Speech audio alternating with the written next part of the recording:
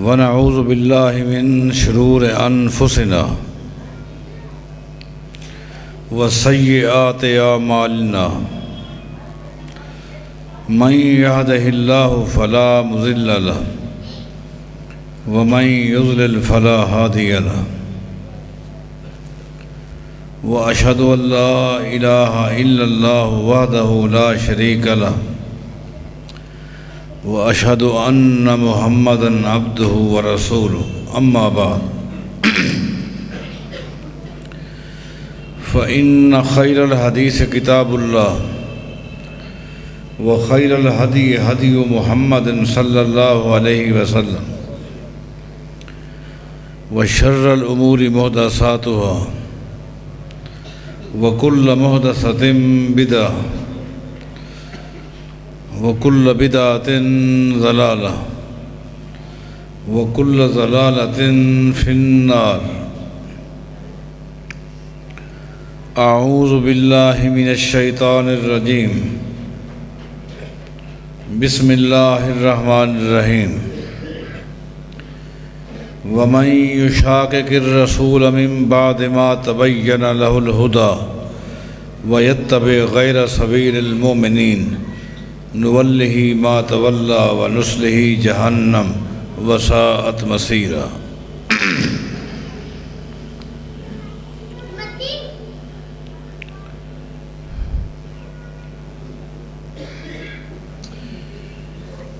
میں سمجھتا ہوں توحید کے اس مرکز میں پہلی مرتبہ حاضری کا موقع ملا ہے۔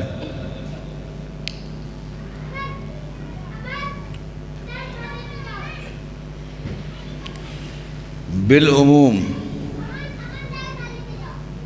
جمعہ کے دن دیکھنے میں یہی آتا ہے کہ شروع میں ایک صف ہوتی ہے، 2 صفیں ہوتی ہیں، دوسرے خطبے میں مسجد بھر جاتی ہے، لیکن یہاں دوستوں کا دینی ذوق جذبہ دیکھ کر نہایت ہی خوشی ہوئی ہے۔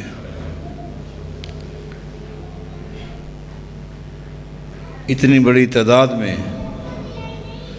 وقت سے قبل ساتھیوں کو آ جانا،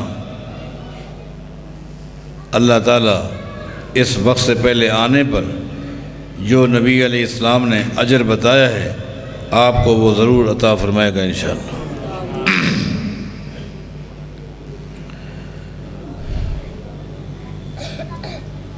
میں اس وقت کے اندر آپ کو کچھ منہجی کچھ فکری باتیں بتاؤں گا اور ضمناً سلف صالحین صحابہ کرام کی شان عظمت ان کا مقام بھی آتا رہے گا۔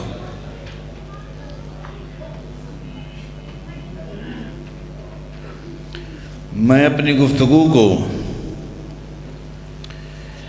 ایک اثر سے شروع کرتا ہوں جسے موسوعہ فقہ عمر کے اندر صحیح سند کے ساتھ پیش کیا گیا ہے، جس کا خلاصہ کچھ یہ ہے کہ مدینہ کا ایک شخص تجارت کی غرض سے ملک شام کی طرف چلا گیا۔ اسے واپس آنے میں 2 سال لگ گئے۔ 2 سال کے بعد وہ شخص اپنے گھر میں داخل ہوتا ہے، جو ہی وہ گھر میں داخل ہوتا ہے بیوی کو دیکھ کر اس کا جو ایک گھر میں آنے کا ایک خوشی کا موقع تھا ایک دم غمی میں تبدیل ہو گیا۔ حالانکہ ایک شخص 2 سال کے بعد گھر میں آیا ہے، بیوی کو دیکھتے ہوئے بیوی سے پوچھتا ہے مجھے یوں محسوس ہو رہا ہے کہ تو حمل کے ساتھ ہے۔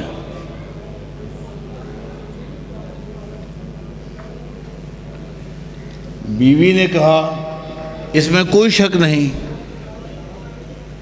بیوی نے کہا اس میں کوئی شک نہیں کہ میں حمل کے ساتھ ہوں۔ اس نے کہا یہ کیسے ہو سکتا ہے؟ ٹھیک 2 سال کے بعد میں یہاں آیا ہوں۔ میں ضمناً آپ کو بتاؤں، ریاضی میں اور حساسیت میں اہل عرب کا کوئی مقابلہ نہیں کر سکتا۔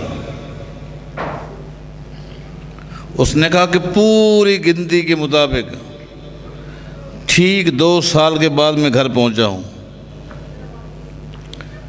اور تو حمل کے ساتھ ہے۔ اس نے کہا مجھے پتہ نہیں، تو 2 سال کے بعد آیا ہے، یہ اس سے بھی آپ کو زیادہ عرصہ لگا ہے۔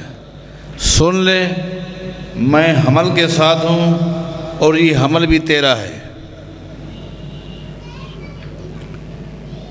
اس حمل کی نسبت تو ہے۔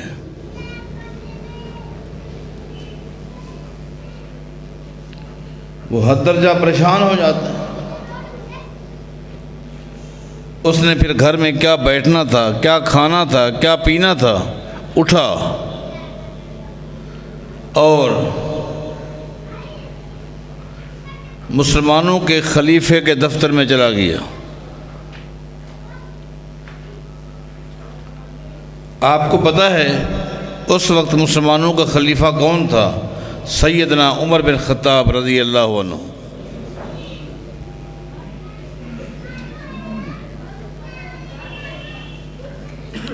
جا کر اپنی روداد پیش کرتا ہے کہ اس طرح 2 سال کے بعد میں گھر آیا، مجھے شک ہوا،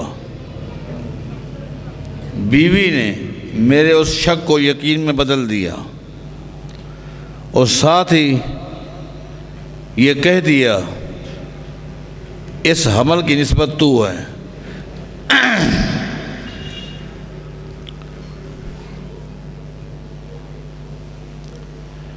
سیدنا عمر بن خطاب سب کو رضی اللہ عنہ فرماتے ہیں جب وہ خود کہہ رہی ہے کہ میں حالت حمل میں ہوں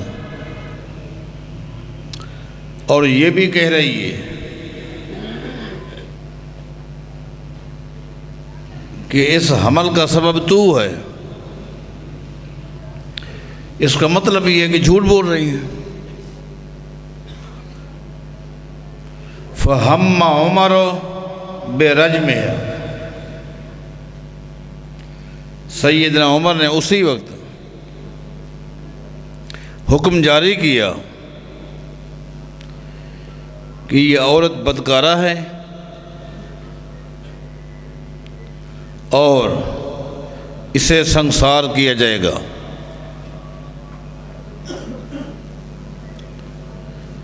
امیر عمر رضی اللہ تعالیٰ عنہ کے دفتر میں اس وقت ایک صحابی بیٹھے تھے، سیدنا معاذ بن جبل رضی اللہ عنہ۔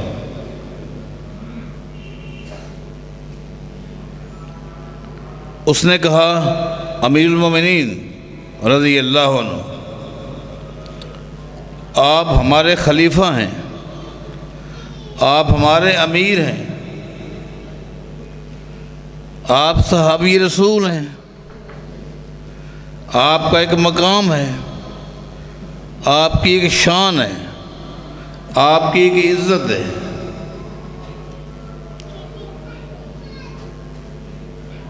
لیکن عزت، مقام، شان اپنی جگہ پر، آپ کا یہ فیصلہ شریعت کے خلاف ہے، میں آپ کے فیصلے کو چیلنج کرتا ہوں۔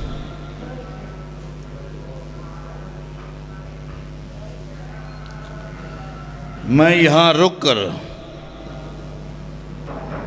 کچھ باتیں منہجی کہنا چاہوں گا،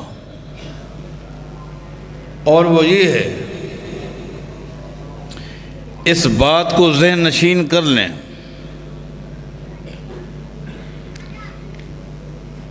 جس شخص کے قول کو یا فعل کو یا فیصلے کو یا فتوے کو شرعاً چیلنج کرنا جائز ہو، اس کا فتویٰ یا فیصلہ دین نہیں ہو سکتا۔ دین کے مطابق تو ہو سکتا ہے، دین نہیں ہو سکتا۔ دین صرف اس ہستی کے فیصلے اور فتوے، قول اور فعل کا نام ہے جس کو چیلنج کرنا کفر ہو، اور یہ حق صرف محمد رسول اللہ کا ہے صلی اللہ علیہ وسلم۔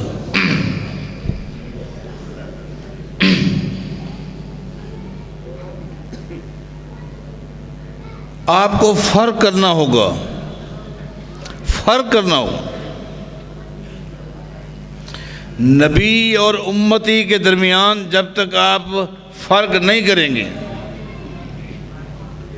اس وقت تک آپ کی عبادات کا کوئی فائدہ نہیں۔ سب سے پہلے آپ یہ سمجھیں کہ نبی جو ہوتا ہے وہ معصوم عن الخطا ہوتا ہے، معصوم عن الخطا ہوتا ہے۔ پیغمبر کے بعد چاہے وہ شخص کتنا مقام رکھتا ہو، کیا شان ہو، وہ صحابی ہو، وہ تابعی ہو، وہ امام ہو، وہ محدث ہو، وہ فقیہ ہو، وہ مجتہد ہو، ان کی عزت شان اپنی جگہ پر ہے، لیکن پیغمبر کے بعد کسی کو آپ معصوم نہیں کہہ سکتے۔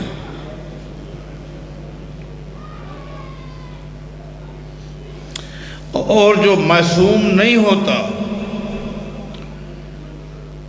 اس کے قول میں بھی غلطی ہو سکتی ہے، فعل میں بھی غلطی ہو سکتی ہے، فتوے میں بھی غلطی ہو سکتی ہے، فیصلے میں بھی غلطی ہو سکتی ہے۔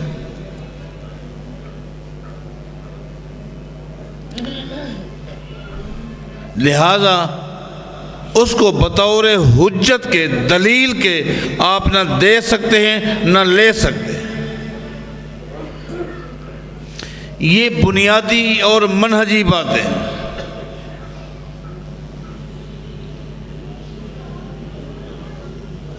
آپ کو پتہ ہے اس امت کی افضل ترین جماعت صحابہ کرام ہے رضی اللہ عنہ، اور صحابہ کرام میں افضل ترین مقام ابو بکر صدیق ہے رضی اللہ عنہ، لیکن ان کا قول بھی، ان کا فعل بھی، ان کا فتویٰ بھی حجت نہیں ہے، حجت نہیں ہے۔ حجت اگر کوئی ذات ہے تو وہ آمنہ کے لال، مکے کے در یتیم محمد رسول اللہ صلی اللہ علیہ وسلم۔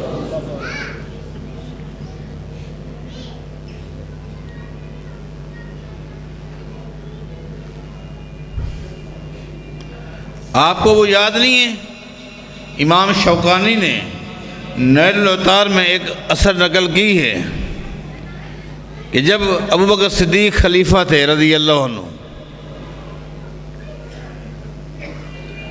تو دو بزرگ صحابہ ان کے پاس آتے ہیں، اقرع بن حابس ابن عیینہ رضی اللہ عنہ۔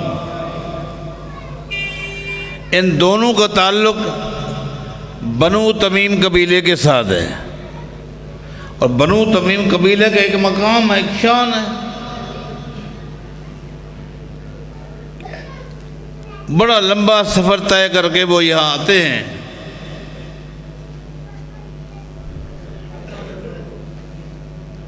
اور آ کر عرض کرتے ہیں ہم جس علاقے میں رہتے ہیں وہاں کچھ زمین ہے، سرکاری زمین بنجر ہے،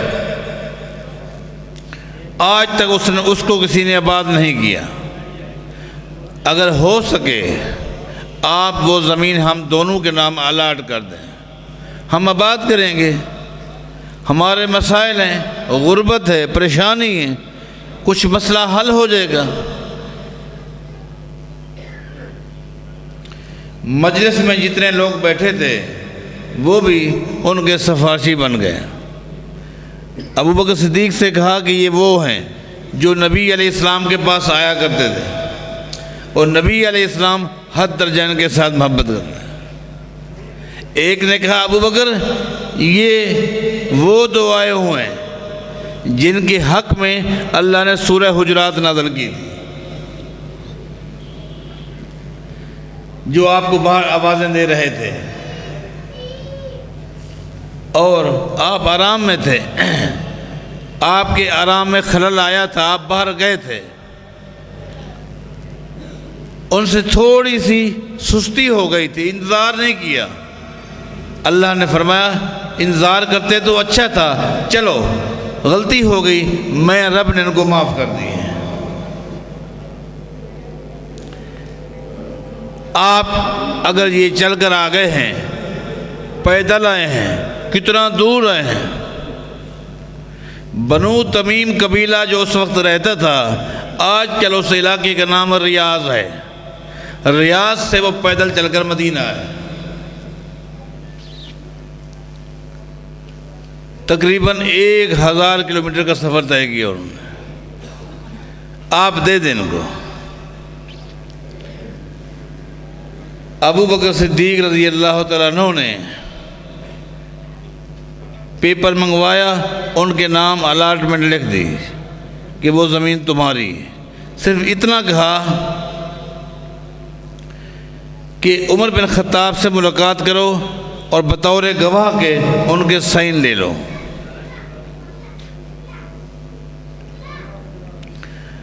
عمر بن خطاب کو تلاش کیا گیا، یہ تحریر ہے، خالی سائن چاہیے۔ عمر نے کہا آپ چلو ابو بکر صدیق کے پاس چلو، میں اس الاٹمنٹ کو نہیں مانتا، چاہے تمہارے نام الاٹ کرنے والے ابو بکر صدیق بھی کیوں نہ ہو۔ حالانکہ سیدنا عمر حد درجہ ابو بکر صدیق کا احترام کرتے تھے۔ احترام میں بات کو لے آؤں گا، احترام ایک الگ چیپٹر ہے، محبت ایک الگ چیپٹر ہے۔ حد درجہ احترام تو والدین کا بھی ہے، تو احترام کا معنی یہ نہیں ہے جو کچھ والدین کہیں وہ دین ہے۔ احترام الگ چیز ہے۔ دین کا مطلب یہ نہیں ہے کہ جس کی اطاعت کرنی ہے اس کی بات کو شریعت سمجھنا، یہ نہیں۔ دین اللہ کی وحی کا نام ہے، اور اللہ کی وحی میں صرف دو چیزیں، ایک قرآن ہے اور ایک حدیث ہے۔ قرآن کریم میں دین اسلام کی تھیوری ہے، اور حدیث میں اس تھیوری کا پریکٹیکل ہے، اس میں نظری علم ہے، اس میں عملی علم ہے۔ وہ دونوں صحابہ ابو بکر صدیق کے پاس گئے اور غصے میں کہتے ہیں اے ابو بکر صدیق یہ بتائیں انت خلیفۃ المسلمین ام عمر، مسلمانوں کے خلیفہ آپ ہیں یا عمر ہے؟ اس نے تو انکار کر دیا۔ ابو بکر صدیق ابھی بیٹھے تھے، عمر آ گئے رضی اللہ عنہ۔ انہوں نے آ کر سیدنا ابو بکر صدیق سے ایک سوال کیا، اخبرنی عن هذه الارض التي آتيتها اهي ارض لك خاصة ام للمسلمین عامہ۔ اے ابو بکر آپ اتنا بتا دیں، جو زمین آپ نے ان کے نام الاٹ کی ہے آپ کی ذاتی ہے یہ مسلمانوں کی جائیداد ہے؟ اگر آپ کی ذاتی ہے آپ کو حق حاصل ہے جس کو دے، اگر یہ معاملہ رفاہ عامہ کا ہے تو پھر ابو بکر یہ امانت ہے مسلمانوں کی، یہ کسی فرد واحد کو دینے کا آپ حق نہیں رکھتے۔ اگر حق ہے مجھے دلیل دیں، میں مان لوں گا، ورنہ نہیں مانتا۔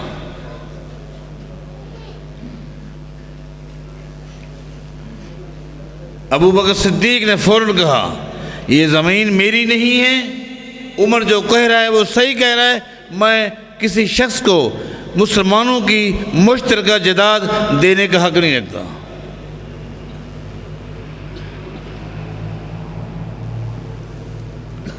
آپ غور کریں، یہ حوالے دے رہا ہوں امت کی افضل ترین جماعت کے امراء کا، خلفاء کا، جن کا مقام سب سے زیادہ ہے۔ خالی یہ نہیں کہ سیدنا عمر کے فیصلے کو چیلنج کیا گیا، نہیں، ایسا ہوا۔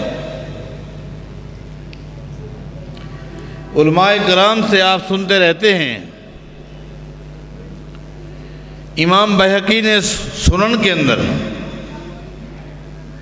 اسی طرح فتح القبیر کے اندر، فتح القدیر کے اندر، ابن کثیر کے اندر، موطا کے اندر ایک اثر آتی ہے،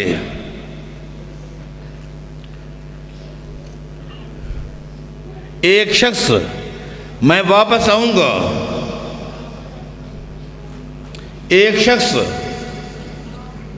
عثمان غنی رضی اللہ تعالیٰ عنہ کے دور خلافت میں ان کے دفتر میں جاتا ہے، اور دفتر میں جا کر کہا کہ میں اپنے کام میں مصروف کھڑا تھا، مجھے ایک شخص نے آ کر اطلاع دی کہ تیرے گھر ابھی بیٹا پیدا ہوا ہے، تجھے مبارک ہو۔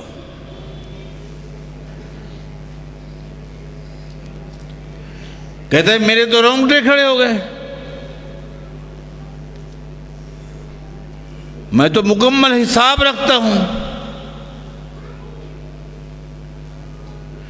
میری بیوی کے حمل کے ٹوٹل 6 مہینے ہوئے تھے، بچہ کیسے پیدا ہو گیا؟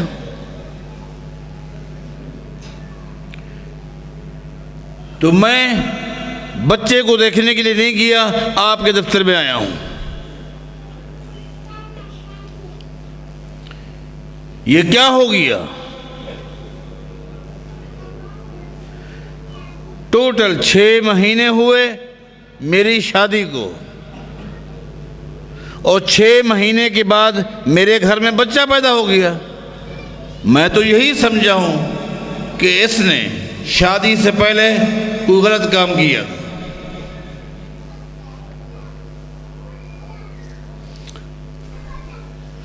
سیدنا عثمان غنی رضی اللہ تعالیٰ عنہ کافی دیر تک سوچتے رہے، ان کے پاس جو علم تھا قرآن و حدیث کا، اس میں نگاہ دوڑاتے رہے۔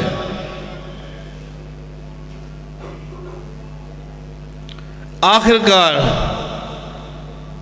اس کو جواب اس کے ذہن نے یہی دیا، یقیناً اس نے کوئی غلطی کی ہے۔ جزیرہ عرب کے اندر نگاہ دوڑائی، آج سے پہلے کبھی تاریخ میں کوئی واقعہ ملتا ہے کہ کسی کے ہاں 6 مہینے کے بعد بچہ پیدا ہوا؟ جواب نفی میں۔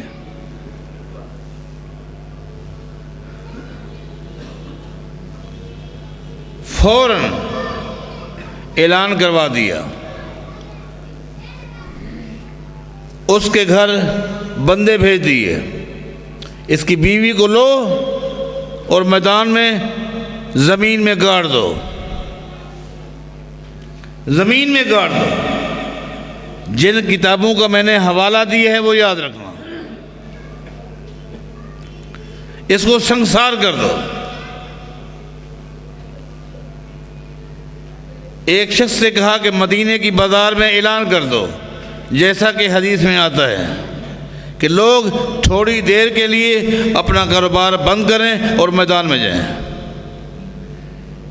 ایک عورت کے ہاں اس طرح یہ معاملہ ہوا ہے، اس کو آج سنسار کیا جائے گا۔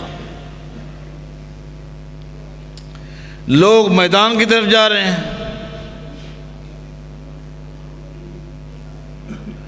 سیدنا علی رضی اللہ تعالیٰ عنہ اپنے گھر میں بیٹھے تھے، اعلان سنتے ہیں۔ اعلان سننے کے بعد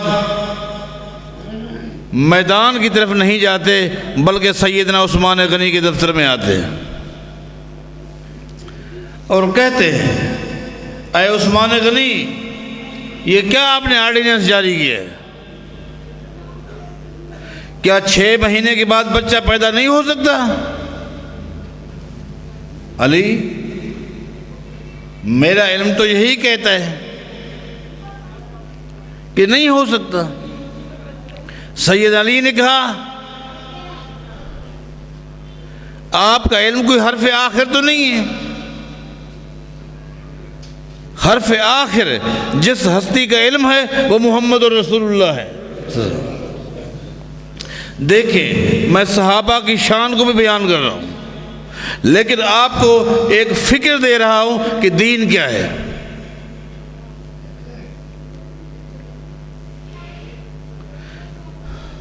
میں بتاؤں گا، جب صحابہ میں سے کسی کا قول یا فعل یا فتویٰ حرف آخر نہیں ہو سکتا تو صحابہ کے بعد وہ کون سا امام ہے، وہ کون سا محدث ہے، فقیہ ہے، جس کا قول یا فعل یا فتویٰ حرف آخر ہو۔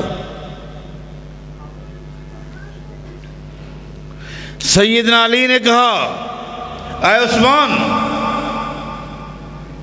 6 مہینے کے حمل کے بعد بچے کا پیدا ہو جانا، اس کا ذکر تو قرآن کریم میں ہے، قرآن کریم میں ہے۔ اب میں یہاں رک کر ایک بات پوچھتا ہوں، جو لوگ کہتے ہیں جب کسی سے بات ہوتی ہے اور حدیث سنائی جاتی ہے، آگے سے جواب ملتا ہے، آپ کو حدیث آتی ہے تو امام صاحب فلاں شخصیت کو یہ حدیث معلوم نہیں تھی، تمہارا علم زیادہ ہے یا اس کا علم زیادہ ہے؟ یہاں تقابل علم کا نہیں ہو رہا، تقابل علم کا نہیں ہو رہا۔ کس کے پاس علم زیادہ ہے، کس کے پاس علم کم ہے، بات یہ نہیں ہو رہی۔ ہو سکتا ہے ایک شخص کے پاس بے انتہا علم ہو اور اس کو وہ مسئلہ معلوم نہ ہو، جو ہو سکتا ہے وہ مسئلہ پہلی کلاس کے بچے کو آتا ہو۔ ایسا نہیں ہو سکتا۔ امام حسن بصری رحمہ اللہ کتنے بڑے عالم تھے؟ امام حسن بصری رحمہ اللہ 200 صحابہ کے شاگرد ہیں، 200 صحابہ سے علم حاصل کیا۔ ایک علاقے میں گئے، دنیا جمع ہو گئی۔ امام دارمی نے اس واقعے کو ذکر کیا ہے، دارمی کے شروع میں۔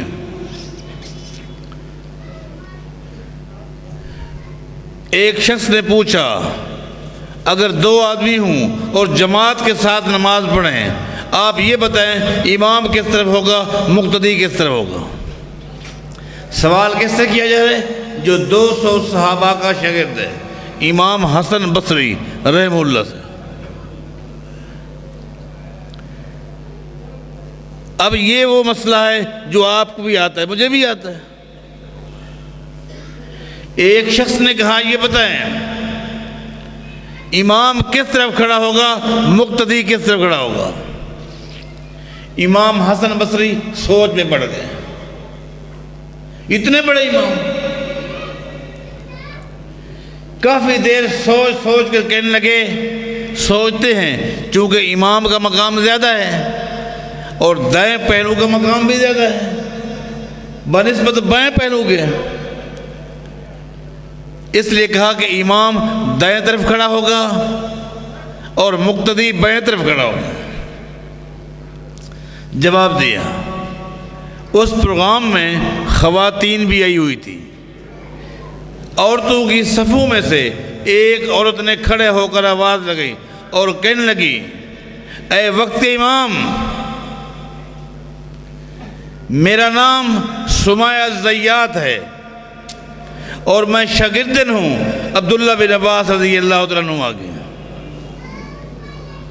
انہوں نے ہمیں حدیث بتائی تھی کہ نبی علیہ السلام نماز پڑھ رہے تھے، میں آپ کے بائیں طرف کھڑا ہو گیا تو نماز کی حالت میں مجھے نبی علیہ السلام نے دائیں طرف کر دیا۔ اللہ کے نبی امام تھے، عبداللہ بن عباس مقتدی تھے، نبی علیہ السلام نے تو مقتدی کو دائیں طرف کھڑا کیا ہے، آپ کہتے ہیں بائیں طرف کھڑا کریں۔ آپ کی مانیں یہ محمد الرسول اللہ کی مانیں۔ حسن بصری کہنے لگے، لوگو میں آیا تو تھا تمہیں دین بتانے کے لیے، لیکن تم سے دین سیکھ کے جا رہا ہوں۔ اتنا بڑا امام، ایک مسئلہ ذہن میں نہیں تھا، ہو سکتا ہے۔ اب یہ کہنا کہ وہ بڑا امام عالم تھا، یہ تم بڑے، وہ اللہ کے بندو، ہم نے کب کہا کہ ہمارے پاس علم زیادہ ہے؟ ہم تو یہ کہہ رہے ہیں کہ جو بھی جس سے مسئلہ پوچھو حوالہ لو قرآن سے یا حدیث سے، نہ دیکھو وہ کون ہے۔ سیدنا علی فرماتے ہیں لا تنظر من قال وانظر ماذا قال، یہ تو دیکھنا نہیں کہ بات کرنے والا کون ہے، یہ دیکھو بات کس کی کر رہا ہے، بس۔ سیدنا علی فرمانے لگے، اے عثمان، 6 مہینے کے حمل کے بعد بچے کا پیدا ہو جانا یہ تو قرآن میں ہے۔ اب یہاں رک کر میں آپ بھائیوں سے پوچھتا ہوں، کیا عثمان غنی کو قرآن نہیں آتا تھا؟ قرآن کریم کے حافظ بھی تھے اور کاتب بھی تھے، حافظ بھی تھے اور کاتب بھی تھے، لیکن ایک مسئلہ اگر کسی کے ذہن میں نہیں ہے، نہیں ہو سکتا۔ اس لیے تو شریعت نے کہیں یہ نہیں کہا کہ کسی ایک عالم کے پیچھے لگ جاؤ اور جو کچھ کہے اس کو دین بنا لو، کسی ایک محدث کے پیچھے لگ جاؤ، کسی ایک امام کے پیچھے لگ جاؤ، جو کچھ کہے وہ دین ہے، نہیں۔ جہاں وہ غلطی کرے گا تمہاری بھی غلطی ہو جائے گی۔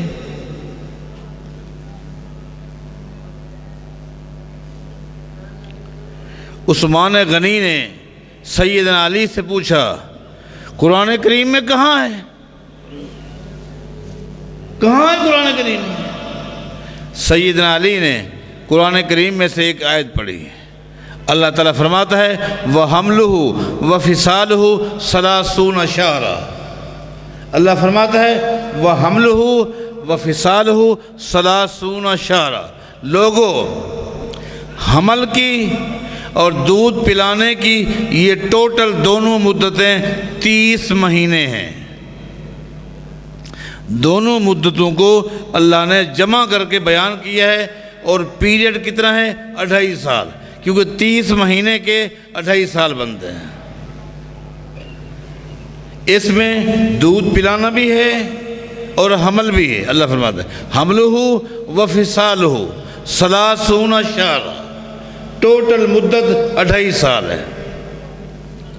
سیدنا عثمان نے کہا بالکل ٹھیک ہے۔ سیدنا علی نے ایک اور جگہ سے قرآن کریم پڑھا والوالدات یرضعن اولادہن حولین کاملین، کہ ماں اپنے بچے کو 2 سال دودھ پلائے۔ کتنا؟ اب 2.5 سال میں سے 2 سال نکالے، باقی کیا ہے؟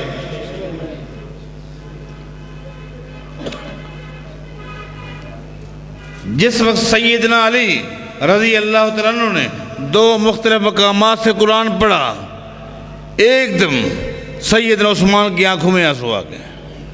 ایک شخص نے کہا کہ جلدی کر، میدان کا رخ کر، اگر میرے فتوے پر عورت سنسار ہو گئی قیامت کے دن عثمان کا کیا بنے گا؟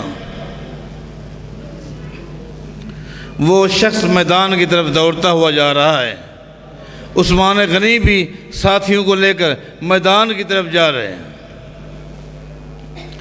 آگے میدان کا ایک عجیب نقشہ ہے۔ وہ نقشہ یہ ہے، اس عورت کو زمین میں گاڑ دیا گیا، اس کو گاڑ دیا گیا، سینے تک مٹی ہے، لوگوں کے ہاتھوں میں پتھر ہیں۔ اس خاتون کی بہن آخری ملاقات کرنے کے لیے آئی ہوئی، اس کی بہن آخری ملاقات کرنے کے لیے آئی ہوئی ہے، اور جب اس نے اپنی بہن کو دیکھا کہ زمین میں اس کو گاڑ دیا گیا ہے، وہ رونے لگ گئی۔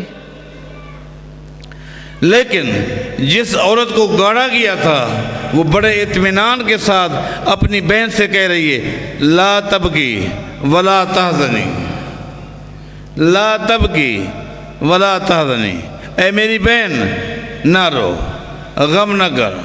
یہ تو سیدنا عثمان غنی مسلمانوں کے خلیفے کا حکم ہے، ان کے حکم پر اپنی جان کو قربان کر کے دنیا سے جا رہی ہوں، لیکن اب بھی میں کہہ رہی ہوں، والذی واللہ واللہ ما کشف عنی رجل قط غیرہ، اللہ کی قسم کھا کر میں آج بھی کہتی ہوں، میرے جسم کو میرے خامد کے علاوہ کسی نے ہاتھ نہیں لگایا۔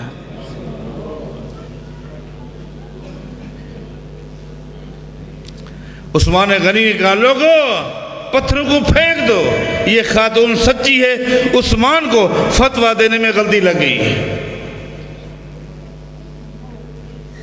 عثمان کو فتویٰ دینے میں، فیصلہ دینے میں غلطی لگ سکتی ہے، عثمان کے بعد وہ دنیا کا کون سا عالم ہے جس کو غلطی نہیں لگ سکتی؟ یہ ہے بنیادی نقطہ۔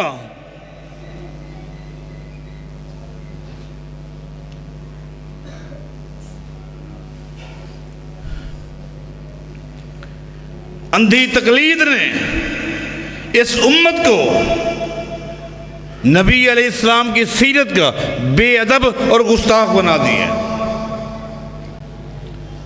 ہم نے امت میں سے چند آدمی کا انتخاب کر لیا، ہم خود 4 حصوں میں تقسیم ہو گئے، 4 ائمہ کو ہم نے حرف آخر کا درجہ دے دیا۔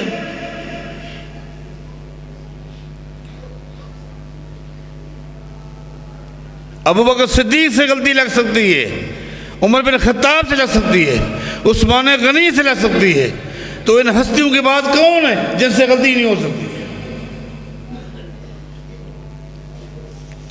من حیث الجماعت صحابہ کی اقتداء کا حکم ہے، ان کے نقش قدم پر چلو، تابعین، تبع تابعین، ائمہ، محدثین، علماء کرام، احترام کرو، نقش قدم پر چلو، لیکن یہ عقیدہ بناؤ اس امت کے ہر انسان سے غلطی لگ سکتی ہے، غلطی سے پاک اگر ہیں محمد الرسول اللہ ہیں۔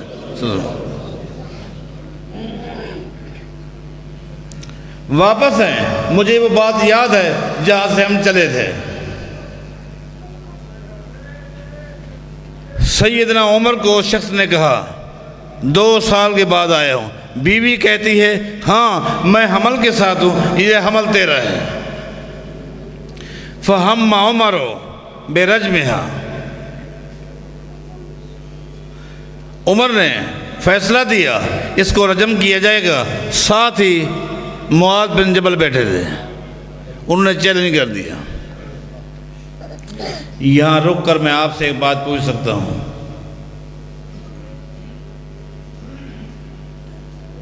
جس کی بات کو چیلنج کیا جا سکتا ہو اس کی بات دین نہیں ہے، دین اس کی بات ہے جس کی بات کو چیلنج کرنا کفر ہے۔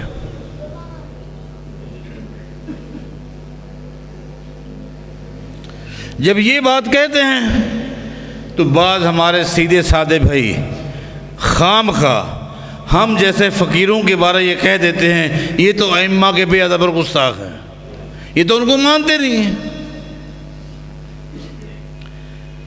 اللہ جانتا ہے ہم ان کو مانتے ہیں، اور اللہ جانتا ہے ہم ان کو امام مانتے ہیں۔ امام ابو حنیفہ کو ہم بہت بڑا امام مانتے ہیں، امام شافعی کو، امام مالک کو، احمد بن حنبل کو ہم مانتے ہیں اور امام مانتے ہیں۔ کیا مانتے ہیں؟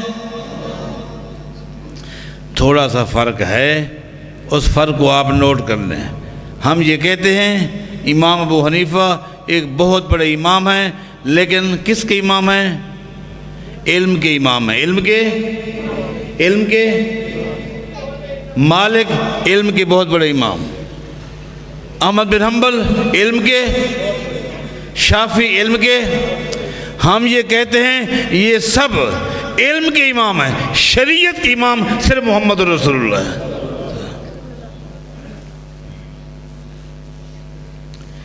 علم کے امام اور شریعت کے امام میں فرق یہ ہے، شریعت کا امام وہ ہوتا ہے جس کا قول بھی، جس کا فعل بھی، جس کا فتویٰ بھی دلیل کا محتاج ہو، اور جو شریعت کا امام ہوتا ہے اس کا قول بھی خود دین ہے، فعل بھی دین ہے، اور فتویٰ بھی دین ہے۔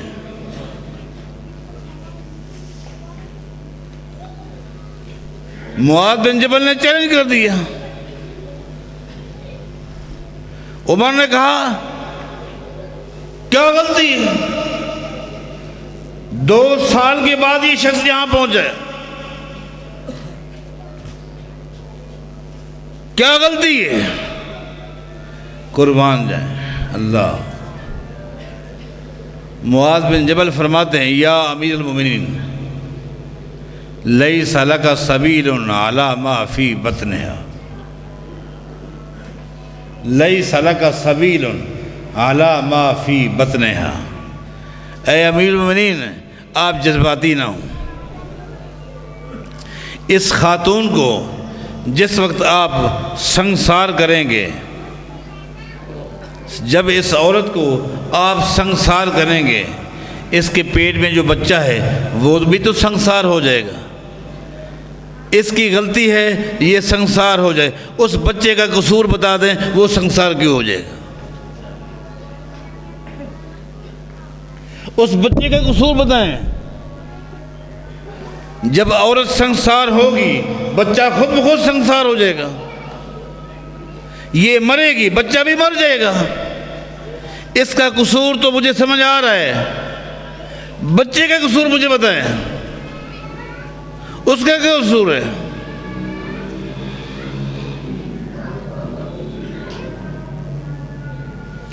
سیدنا عمر رک گئے، فرماتے لوگوں اس شخص سے بھی کہا اس وقت تک انتظار کر جب تک کہ وضع حمل نہ ہو، جب تک وضع حمل نہ ہو اس وقت تک انتظار کرو۔ اس نے کہا ٹھیک ہے انتظار کرتا ہوں۔ وہ شخص رک گیا، کتنے دنوں کے بعد، کتنے مہینوں کے بعد یہ پتہ نہیں ہے، حتی ولدت غلاما، وضع حمل ہو گیا، بچہ پیدا ہوا۔ آپ کو پتہ ہے جو بچہ پیدا ہوا وہ کتنی عمر کا تھا؟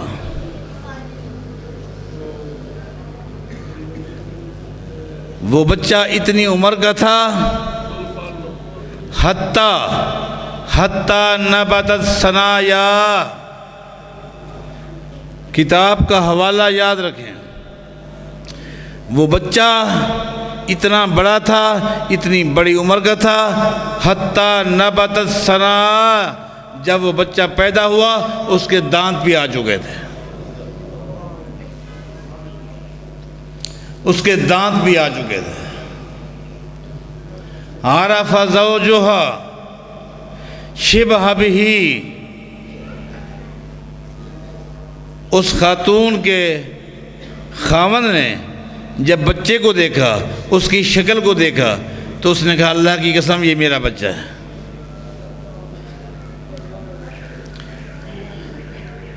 میرا بچہ ہے، واقعی ٹھہرا رہا۔ آج ہمارے حکیم بھی بولتے ہیں بسا اوقات بچہ کھڑا رہتا ہے، سوکھا رہ جاتا ہے، کئی کی مدت لگ جاتی ہے۔ جس وقت اس شخص نے اقرار کیا تو میرا بچہ ہے، تو سیدنا عمر رونے لگ گئے، رو رہے ہیں اور کہہ رہے ہیں لولا معاذ لہلک عمر، رو رہے ہیں اور کہیں لولا معاذ لہلک عمر، اگر آج معاذ نہ ہوتا تو عمر جہنم کا ایندھن بن چکا ہوتا۔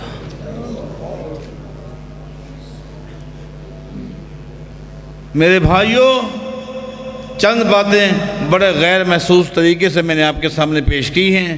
منہج کیا ہے، دین کیا ہے، صحابہ کا مقام ہے، شان ہے، لیکن صحابہ میں سے جب کسی سے غلطی ہو سکتی ہے تو میں نے دو ٹوک لفظوں میں کہہ دیا، صحابہ کے بعد کوئی ایسی ہستی نہیں جو معصوم ہو اور غلطی سے پاک ہو۔ آج آخری بات، آج امت اس مسئلے میں 3 حصوں میں تقسیم ہو چکی ہے۔ آج امت اس مسئلے میں 3 حصوں میں تقسیم ہو چکی ہے۔ مسلمانوں کا ایک گروہ ایسا بھی ہے جو نبی علیہ السلام کے بعد بھی کچھ ہستیوں کو معصوم سمجھتے ہیں۔ ان کا موقف ہے ہمارے جتنے بھی امام تھے، پہلا امام، دوسرا، تیسرا، چوتھا، پانچواں، چھٹا، ساتواں، یہ جتنے بھی امام ہیں یہ سارے معصوم ہیں، ان سے بھی غلطی نہیں ہو سکتی۔ یہ بہت بڑا دھوکہ ہے۔ جب عقیدہ صحیح نہیں ہوگا عمل کا کوئی فائدہ نہیں، عمل کا کوئی فائدہ نہیں۔ سب سے پہلے عقیدے کو سمجھو، عقیدہ کیا یہ ہونا چاہیے۔ یہ لوگ اپنے اس موقف میں مار کھا گئے۔ اس امت کا ایک اور گروہ ہے جو کھول کر تو نہیں کہتے کہ نبی علیہ السلام کے بعد کوئی معصوم ہے، لیکن عملاً انہوں نے امت میں سے چند اشخاص کا انتخاب کیا ہے اور ان کے پیچھے وہ چل رہے ہیں اندھی تقلید کی شکل میں۔ جو کچھ وہ کہیں ان کی بات کو دین سمجھتے ہیں، ان کا کرنا بھی دین، ان کا کہنا بھی دین، اور ان کے بارے عقیدہ ہے کہ بغیر دلیل کے ان کی بات ہم نے ماننی ہے۔ تقلید کی حضرت یہی تعریف ہے نا کہ بغیر دلیل کے بات ماننی۔ یہ لوگ بھی گمراہی میں ہیں۔ اس وقت زمین کی پشت پر ایک جماعت ہے، اس جماعت کا یہ طر امتیاز ہے، اور یہ جماعت اہل حدیث ہے جو یہ کہتے ہیں صحابہ کرام واجب الاحترام، تابعین واجب الاحترام، محدثین واجب الاحترام، ائمہ دین واجب الاحترام، سب واجب الاحترام ہیں، واجب الاتباع صرف محمد رسول اللہ۔ یہ صحیح عقیدہ ہے۔ اس عقیدے پہ جو چلے گا وہ رائے حق پر ہے۔ اللہ ہمیں توفیق عطا فرمائے۔ اقول قولی ھذا وآخر دعوانا الحمدللہ رب العالمین۔ یہ بعد میں آپ اپنے شیخ صاحب کو دینا پڑتی ہیں، میں تو خیر کیا میں تو دعائی کروں گا۔ ان الحمد للہ نحمدہ ونستعینہ ونستغفرہ ونعوذ باللہ من شرور انفسنا وسیئات اعمالنا، من يهده الله فلا مضل له ومن يضلل فلا هادي له، واشهد ان لا اله الا الله وحده لا شريك له، واشهد ان محمدا عبده ورسوله، اما بعد فان خير الحديث كتاب الله، وخير الهدي هدي محمد صلى الله عليه وسلم، وشر الامور محدثاتها وكل محدثة بدعة وكل بدعة ضلالة وكل ضلالة في النار۔ سب سے پہلی بات یہ ہے کہ مسجد کو میں دیکھ رہا ہوں، یہ زیر تعمیر ہے۔ اللہ تعالیٰ آپ بھائیوں کو، دینی بہنوں کو اللہ توفیق دے تاکہ سب مل کر جتنا جلدی ہو سکے اس اللہ گھر کو مکمل کریں۔ ڈاکٹر عبدالباری صاحب تھے، فوت ہو گئے بہاولپور میں۔ میں جس وقت وہاں بہاولپور یونیورسٹی میں ایم اے کر رہا تھا تو میری رہائش ان کے پاس تھی۔ ان کا ایک چھوٹا سا بچہ تھا، حد درجہ ذہین تھا، ہر وقت وہ کراس کوئسچن کرتا رہتا تھا۔ ایک دن وہ اپنے باپ سے کہنے لگا، ابو یہ تو بتائیں، ایک آدمی کے 8 بیٹے ہوتے ہیں، وہ 8 کو پڑھاتا بھی ہے، ان کی شادیاں بھی کرتا ہے، سارے خرچے اٹھاتا ہے، جب وہ بڑے ہوتے ہیں تو وہ 8 بھائی مل کر اپنے باپ کو کیوں نہیں پالتے؟ وہ رو رہا ہوتا ہے، پریشان ہوتا ہے۔ ڈاکٹر صاحب فرمانے لگے، بیٹا باپ اولاد کی تربیت میں خرچ کرنے میں حد درجہ مخلص ہوتا ہے، اللہ اس کو توفیق دیتا ہے۔ لیکن اولاد اپنے باپ کی خدمت میں اتنا مخلص نہیں ہوتی۔ دیکھیں یہ سارے بنگلے نظر آ رہے ہیں، ہم میں سے ہر ایک نے اپنا بہترین گھر بنایا ہوا ہے۔ اگر ہم اللہ کے گھر کو مکمل کرنے میں صرف اتنا مخلص ہو جائیں جتنا اپنے گھر کو بنانے میں مخلص ہیں، اللہ کی قسم یہ گھر بن جائے گا۔ اس لیے اس کے لیے ہمت کریں۔ میں بار بار کہوں گا، من بنا للہ بیت بنا اللہ لہ بیت، قید نہیں۔ اللہ تعالیٰ جس کے لیے جنت میں گھر بنا دے، اس گھر بنانے میں کئی بشارتیں ہیں۔ سب سے بڑی خوشخبری جنت میں داخلے کی، داخل ہوگا نا جی۔ اس لیے آپ اس گھر کو مکمل کرنے کے لیے جان کی بازی لگائیں، اور اگر یہاں خواتین بھی ہوا کرتی ہیں ان سے بھی میں اپیل کروں گا کہ وہ بھی اس میں بڑھ چڑھ کر حصہ ملائیں تاکہ یہ اللہ کا گھر مکمل ہو جائے۔ مریضوں کے لیے ہم دعا کرتے ہیں، اللہ جتنے مسلمان بیمار ہیں، مرد ہیں، عورتیں ہیں، بچے ہیں، بزرگ ہیں، گھروں میں ہیں، ہسپتالوں میں ہیں، کسی طرح کے بھی مرض میں ہیں، اے اللہ ان سب کو صحت عطا فرما۔ جو پریشان حال ہیں اے اللہ ان کی پریشانی دور فرما دے۔ اے اللہ جو بے اولاد ہیں ان کو اولاد نصیب فرما، جن کو اولاد دیے ان کو نیک بنا۔ اے اللہ ہمارے جتنے دینی بھائی، ہماری جتنی دینی بہنیں جو بھی ایمان اور اسلام پر فوت ہو گئے ہیں، اے اللہ ان سے راضی ہو جا۔ اے اللہ ہم میں سے جن کے والدین یا والد یا والدہ، بہن، بھائی، دوست، احباب جو بھی ایمان پر فوت ہو گئے ہیں، اے اللہ تو انہیں معاف فرما دے۔ اے اللہ ان کے قبروں کو جنت کا باغیچہ بنا دے، منور فرما دے، تا حد نگاہ فصیح کر دے۔ اے اللہ تو نے ہمیں جتنا زندگی دی ہے وہ کم ہے یا زیادہ ہے، اے اللہ ایمان والی زندگی اور ایمان والی موت نصیب فرما۔ اے اللہ ہم سے آج تک جتنے گناہ ہو چکے ہیں، جتنی غلطیاں ہو چکی ہیں، اے اللہ تو معاف فرما دے۔ اے اللہ تو معاف فرما دے۔ اے اللہ دنیا اور آخرت کی بھلائیاں ہم سب کو نصیب فرما۔ دنیا اور آخرت کے ہر فتنے سے، ہر فساد سے ہم سب کو محفوظ فرما۔ اقول قولی ھذا وآخر دعوانا الحمدللہ رب العالمین۔